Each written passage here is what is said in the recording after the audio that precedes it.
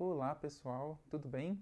Sejam muito bem-vindos e muito bem-vindas a mais um vídeo meu aqui no nosso canal de Psicologia Jurídica no YouTube. Se você ainda não é inscrito, se inscreve aqui. Hoje a gente vai dar continuidade aos nossos vídeos sobre violência doméstica, um assunto muito importante nesse mês de agosto, em que a Lei Maria da Penha faz 13 anos. Então, dando continuidade ao vídeo da semana passada, em que eu falei de algumas causas da violência e cheguei à conclusão de que, no final das contas, o que está por detrás da violência doméstica, de uma maneira estrutural, é o machismo. Hoje eu vou falar um pouco de como que essa violência começa.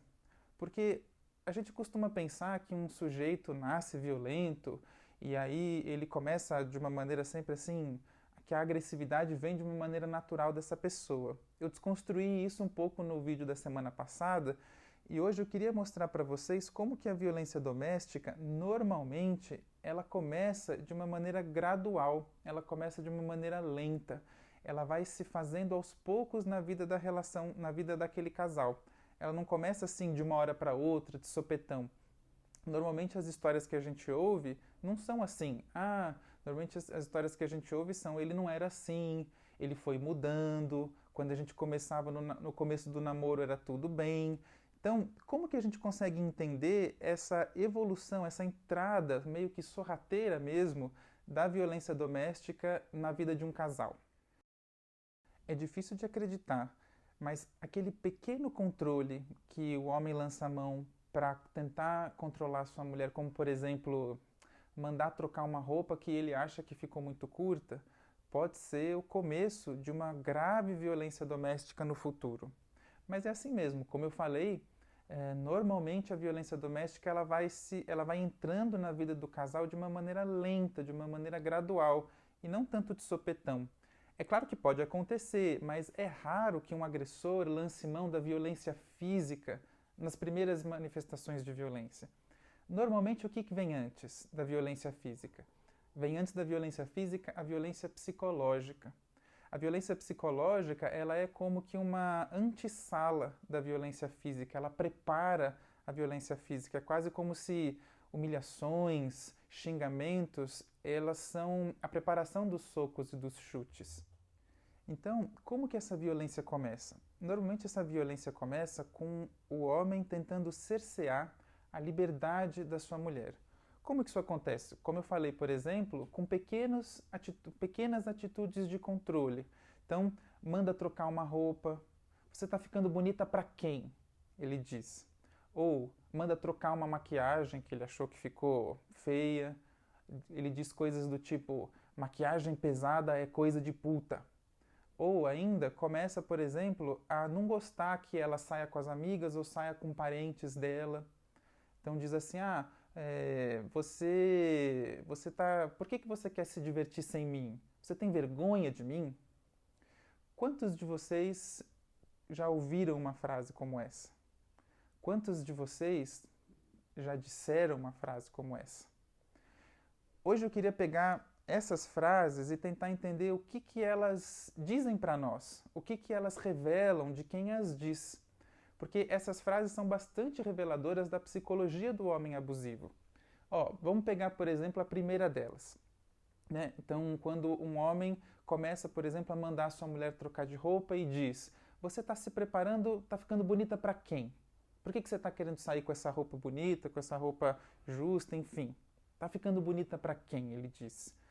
O que isso revela da psicologia de um homem agressor, da psicologia de um homem agressivo? Um homem abusivo, ele pode ser abusivo por diversos motivos. Essa frase revela pelo menos 3 desses motivos. Esse relacionamento abusivo pode acontecer por insegurança. Então esse sujeito tem medo que a sua mulher vá embora. Por isso que ele pergunta, tá ficando bonita para quem? Ele tem medo de que ela vá embora porque no fundo, ele sabe que ele não a merece. Ele sabe que ele não propicia para ela um relacionamento saudável, equilibrado, um relacionamento ao qual ela possa desejar ficar. Então, você está ficando bonita para quem, no fundo, revela um enorme medo desse sujeito de ser abandonado, uma insegurança, portanto. Ou pode ser por posse também. Esse cara se sente o dono da sua mulher. Isso é muito típico dos homens abusivos. Ele é dono, ele se sente dono daquela pessoa. Então, ela não pode ficar bonita para ir para o trabalho, ela não pode ficar bonita para sair, ela não pode ficar bonita para mais ninguém, só para ele. Não pode ficar bonita nem para si mesma, só para ele, porque ele é o dono dela e essa mulher teria que, então, na concepção dele, passar a viver para ele. Então, a gente falou de insegurança, medo, a gente falou de posse, e qual que seria, por exemplo, uma terceira possibilidade para um sujeito dizer uma frase como essa? Identificação. Como assim? Esse sujeito é muito característico, né, dos homens machistas, que eles traiam suas esposas. E se ele trai, ele generaliza esse pensamento e pensa assim, se eu traio, todo mundo trai, então se eu traio, minha esposa também trai, então eu preciso controlar para que ela não faça aquilo que eu faço. Isso a gente chama, né, ele tem esse pensamento por identificação. E a segunda frase que eu falei? Maquiagem pesada é coisa de puta. O que essa frase revela da psicologia de um homem abusivo? Bom, é bastante característico da psicologia de um homem autor de violência doméstica o trabalho com dicotomias simples. Mais do que simples, na verdade, o trabalho com dicotomias simplistas. Então, ou é preto ou é branco, ou é bom ou é mal. Nesse caso aqui, ou é santa ou é puta. Tem uma psicóloga, a Melanie Klein, psicanalista, que explicou bastante bem como é que funciona esse mecanismo. Segundo ela, esse tipo de pensamento é característico de crianças bem pequenas, uma fase do desenvolvimento que ela chamou de posição esquizoparanoide. Para Melanie Klein, o bebê, quando é pequeno, ele não consegue lidar com ambivalência. Então, quando ele sente algo bom e algo ruim vindo do mesmo objeto, normalmente a mãe, porque a criança é muito pequenininha, ele cinge. Então ela fala de objeto bom e objeto mau, ou no caso de um bebê bem pequeno, que só se relaciona basicamente com o seio da mãe, então seio bom e seio mau. Quando a criança cresce, o que ela é capaz de fazer? Ela é capaz de integrar esses dois aspectos. Ela consegue perceber que a sua mãe, ou seu pai, ou seus objetos de amor, eles são bons e maus ao mesmo tempo. E ela é capaz, por ter um ambiente interno já mais maduro, capaz de tolerar essa ambivalência. Nesse ponto, os homens autores de violência costumam ter uma psicologia muito semelhante a essa psicologia infantil. Então a gente consegue dizer que eles têm uma psicologia infantilizada, porque para eles não conseguem tolerar a convivência de santa e puta dentro da sua companheira. Eles não conseguem tolerar que dentro de sua companheira tem aspectos santos e aspectos putos, digamos assim, né? Porque o que é a santa? A santa é essa mulher dessexualizada, essa mulher para casar, como se diz no jargão machista, cujo modelo último, segundo Freud, é a mãe do sujeito. E a puta? O que é a puta? A puta é, ao contrário da santa, essa mulher hipersexualizada e que, por conta dessa hipersexualização, justamente, esse homem deseja e odeia ao mesmo tempo. Ele deseja por conta dessa hipersexualização, mas ele odeia porque ele sabe que aquela mulher tem autorização, tem direito ao prazer, assim como ele. Algo que ele costuma tentar negar para sua companheira. Então, essa cisão, né, entre santa e puta é algo que é costumeiro da violência doméstica e que faz com que esse homem, que a gente possa dizer que esse homem tem uma psicologia bastante infantilizada. E a terceira das frases, que foi a que eu falei assim, por que você quer se divertir sem mim? Você tem vergonha de mim? Então, o que essa terceira frase revela da psicologia do homem abusivo? Revela que esse cara ele vai tentando, muitas vezes inconsciente para a mulher e para ele próprio, isolar essa mulher socialmente. Então ele vai tentando podar os relacionamentos que ela tem, todos os relacionamentos que não são com ele. Então, por que você está saindo com essa sua amiga? Eu não gosto dela, ela faz mal para você, ela é uma má influência para você. Ou a sua mãe, que sempre que vem aqui, reclama da nossa casa, reclama de mim, você devia ver menos a sua mãe. Por que ele faz isso? Porque a mulher isolada socialmente tem menos referência, tem menos apoio, tem menos possibilidade de, por exemplo, conversar sobre a situação que ela está passando, ver exemplos de como é a convivência de outros casais para ter referência se o casamento dela está indo bem ou está indo mal. Então, um homem abusivo tenta isolar socialmente a sua mulher porque ele quer, no fundo, que ela fique dependente dele. Cria-se, então, uma relação de dependência entre a vítima e o seu agressor. Mas essa relação de dependência é mútua, é de ambos os lados. Quer ver? Então, depois dessas tentativas de cerceamento da liberdade da vítima, essas tentativas de controle no cotidiano, vem o quê? Começam as depreciações da vítima. Agora, só que primeiro em ambiente privado, normalmente isso acontece em ambiente privado. Então ele fala assim, nada do que você faz aqui em casa dá certo, tudo que você faz é uma porcaria. Ele vai culpando essa mulher pelos fracassos da família ou pelos fracassos dele. A vítima de violência é o bode expiatório do autor de violência. O que é o bode expiatório? O bode expiatório é aquela pessoa ou aquela situação em que a gente culpa pelos nossos fracassos, né? A gente projeta as nossas fraquezas no bode expiatório e responsabiliza o bode expiatório por tudo isso que acontece de errado. Então, se a vítima é o bode expiatório do autor de violência, isso significa que ele é dependente dela também. Às vezes, muito mais do que ela dele. Porque ele tem dependência dessa projeção. Ele tem dependência de alguém para jogar os seus podres. Então, é muito comum a gente ver isso, né, acontecendo nos casos, quando a gente atende vítimas de violência, que quando essa mulher diz que vai sair de casa, esse cara simplesmente surta. Quem atende mulheres vítimas de violência sabe que esse momento da ruptura, de saída do lar, é o momento que a mulher mais precisa de proteção. Para isso que existem os abrigos sigilosos, em que essa mulher pode ir, muitas vezes com seus filhos, e o autor de violência não sabe nem onde ela está. Isso é bastante importante, porque esse é o momento em que ele perdeu o seu bode expiatório, ele perdeu a pessoa para quem ele projeta todas as suas fraquezas e problemas. Então ele vai ter que se haver com isso, e ele não tolera. Então a psicologia do homem de autor de violência tem todos esses elementos. Tem a insegurança, tem a posse, tem a cisão, né, entre bem e mal, tem o isolamento social da vítima e agora, por último, estou revelando essa nova ideia, tem a projeção dos fracassos pessoais para um bode expiatório. Quando esse bode expiatório sai, ele tem que se haver com seus fracassos e o cara surta. Esse é o momento, por exemplo, muitas vezes, em que aquela violência escala, que o sujeito vai lá e, por exemplo, mata a mulher. E qual é a última etapa dessa escadinha da violência doméstica? A última etapa é humilhações públicas. Então, aquilo que começou como um cerceamento da liberdade no cotidiano daquela relação, começa por avança para depreciações no âmbito ainda privado, e agora sim, esse cara já se sente autorizado, já se sente no direito de humilhar publicamente a esposa.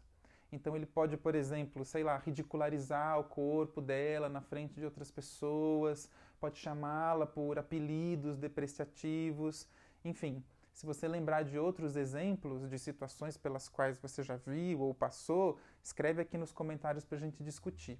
Mas vocês percebem que, como eu falei no início do vídeo, a violência doméstica vai entrando na vida dessa relação, desse casal, de uma maneira lenta, insidiosa, gradual, até chegar ao ponto de uma violência grave. Mas a parte talvez mais perversa disso tudo é que a vítima vai interiorizando isso. A vítima vai interiorizando essas opiniões do agressor, as opiniões da cultura machista a respeito dela mesma. Então ela pensa assim, ele tinha razão, o meu vestido estava curto mesmo, ele tinha razão. Ou, sei lá, um outro exemplo que está me passando pela cabeça agora, se eu não tivesse me atrasado, ele não teria ficado bravo comigo. Então, da próxima vez eu não vou me atrasar. E por que a vítima faz isso? Obviamente não é porque ela gosta dessa situação ou qualquer dessas outras justificativas machistas que a gente ouve por aí. A vítima faz isso porque a pior dor é a dor sem sentido. A pior dor é a dor sem controle. A pior dor é aquela dor que a gente não sabe da onde veio e para onde vai. Então, toda pessoa que sofre violência, ela tem essa característica, ela incorpora essa violência e tenta dar alguma faceta de controle sobre essa situação. Imagina, é um mecanismo de defesa para lidar contra a realidade intolerável de que essa violência não tem nada a ver com ela, mulher, essa violência tem a ver com ele, homem. Que essa violência, no final das contas, é sem sentido. Então ela pensa assim, bom, não, eu não vou me atrasar da próxima vez. Então, se eu não me atrasar da próxima vez, ele não vai me bater. Vocês conseguem perceber que ela está dizendo para ela que se ela fazer alguma coisa, ela vai conseguir ter algum impacto sobre o comportamento violento dele? Esse é um mecanismo de defesa, um mecanismo para tolerar a angústia. De que no final das contas, essa violência não tem nada a ver com ela. Então, é por isso que é muito importante a terapia nesses casos. A mulher vítima de violência, ela se beneficia muito de uma relação terapêutica, especialmente as que passaram por violências longas e graves. Por quê? Porque na terapia ela vai conseguindo ir distinguindo o que é dela e o que é do outro. O que é concepção que ela mesma tem a respeito de si e o que é algo da cultura machista que ela incorporou. Normalmente as vítimas de violência chegam nos consultórios dos psicólogos quase com um discurso do agressor. Então, é função da terapia fazer essa distinção entre o que é dela e o que ela incorporou do agressor, o que é dela e o que ela interiorizou e se culpabilizou. Por isso que uma das primeiras coisas que a gente diz para uma mulher vítima de violência é: olha, não é culpa sua. Não tem nada que você poderia ter feito para evitar essa situação. A culpa é dele, e totalmente dele. Não se martirize por isso.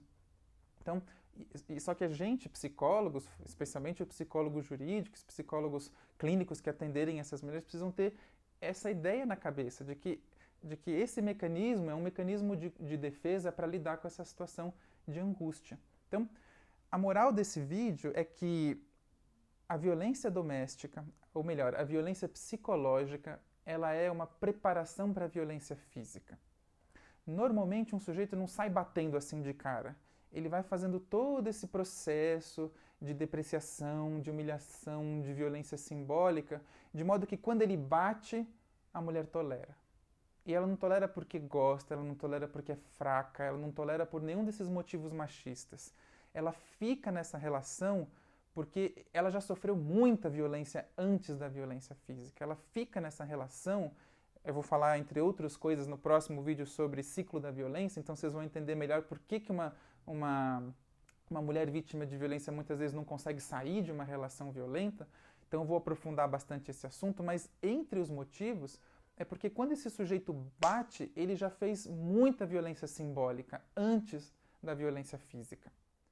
Para bater, o agressor precisa primeiro diminuir a autoestima da vítima, cercear sua capacidade de defesa, impossibilitar que ela fuja. Então, muitas vezes a violência psicológica, por isso que ela é tão perversa, ela é pré-condição da violência física. Tá bom?